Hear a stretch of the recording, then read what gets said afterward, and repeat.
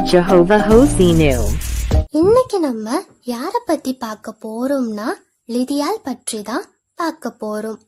பலமுறை சுவிசேஷத்தை கேட்டும் அதற்கு செவி கொடுக்காமல் தங்கள் இருதயத்தை கடினப்படுத்தி நித்திய ஜீவனை குறித்து அக்கறை இல்லாமல் வாழும் மக்கள் இருந்தாலும், சிலர் சுவிசேஷத்தை கேட்டதும் தங்களை ஆண்டவருக்கு அர்ப்பணித்து மறுபிறப்பு அடைந்து மிக மேன்மையான வாழ்க்கை வாழ்கின்றார்கள். ஆனால் முதன்முறையாக பவுலின் மூலம் பிலிப்பு பட்டண ஆற்றங்கரையில் சுவிசேஷத்தை கேட்டு தன் இருதயத்தை திறந்து ஆண்டவரை தன் உள்ளத்தில் ஏற்றுக்கொண்டவங்க தான் லிதியால்.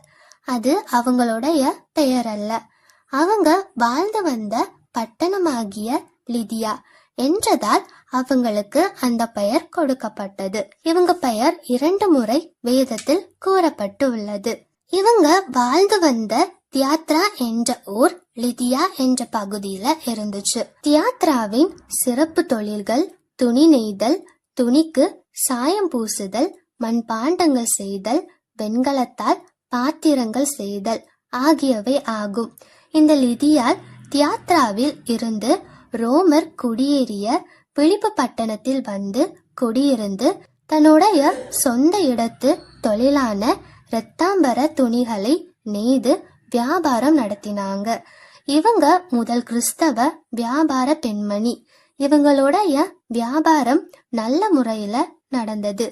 பிலிப்பு பட்டணத்தில் நல்ல வசதியான, எந்த குறையும் இல்லாத வசதியான பெரிய வீட்டில் வேலைக்காரரின் உதவியோடு வாழ்ந்து வந்தாங்க. பொதுவாக வியாபாரம் செய்கிற பெரிய வியாபாரிகள் தங்களுடைய வியாபாரத்தின் நிமித்தம் அதிக வேலையால் கர்த்தரை தேடவும் மத சம்பந்தமான காரியங்களில் கலந்து கொள்ளவும் தங்களால் முடியவில்லை என்பார்கள்.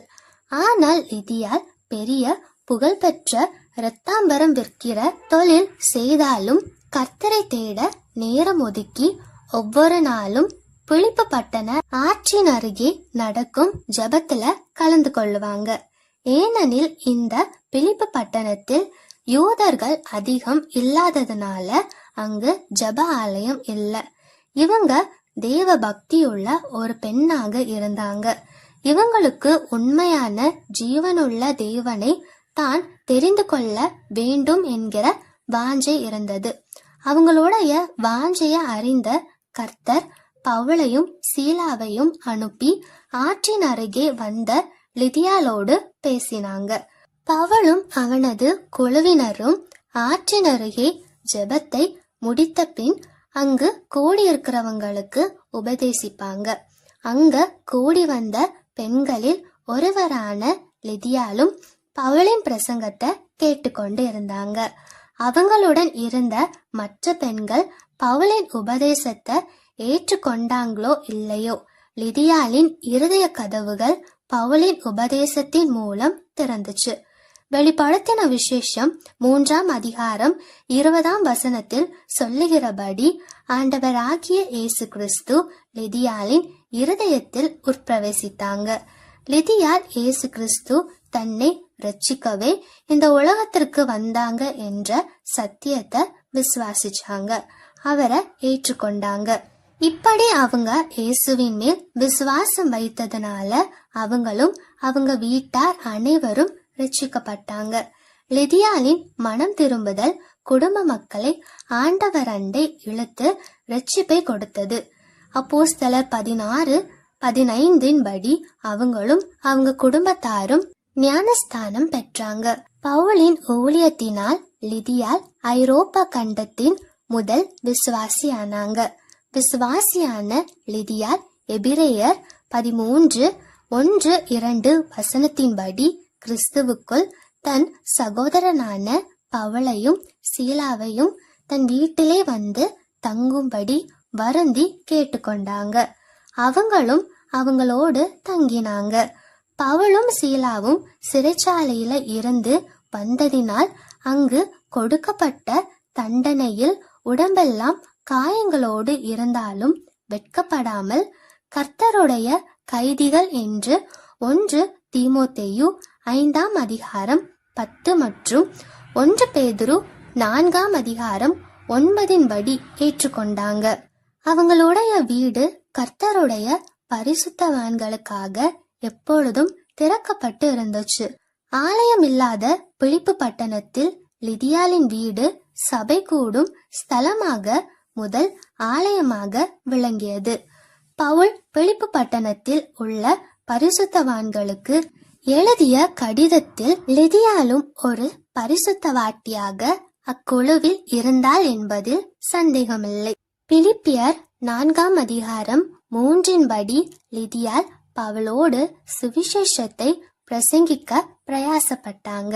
லிதியால் இரத்தாம்பரம் விற்கிற ஒரு பெரிய வியாபாரத்தை செய்தாலும் அதோடு ஆண்டவருக்கும் ஊழியம் செஞ்சாங்க. கிறிஸ்துவுக்கு தன்னை அர்ப்பணம் செய்த கிறிஸ்தவளாகவும் நேர்மையான சுத்த மனசாட்சியோடு இரத்தாம்பர வியாபாரத்தின் சம்பாத்தியத்தை ஆண்டவருடைய நாமம் மகிமைப்படுவதற்காகவும் செலவழிச்சாங்க. நாம் பரலோகத்திற்கு செல்லும் போது இரத்தாம்பரம் விற்ற லிதியாலே தியாத்ரா ஊரில் சாயம் தோய்த்த ஆடையோடு அல்ல, விலையேற பெற்ற ஆடை அணிந்தவங்களாக ஆட்டுக்குட்டியானவரின் இரத்தத்தில் தோய்த்து எடுத்த நீதியின் வஸ்திரம் அணிந்தவங்களாக பார்ப்போம் என்பதில் சந்தேகமில்லை. இந்த லிதியால போல நாம் வியாபாரம் செய்தாலும் சரி அல்லது மற்ற வேலைகள் செய்தாலும் சுத்த மனசாட்சியோடு நேர்மையாய் நடப்போம்.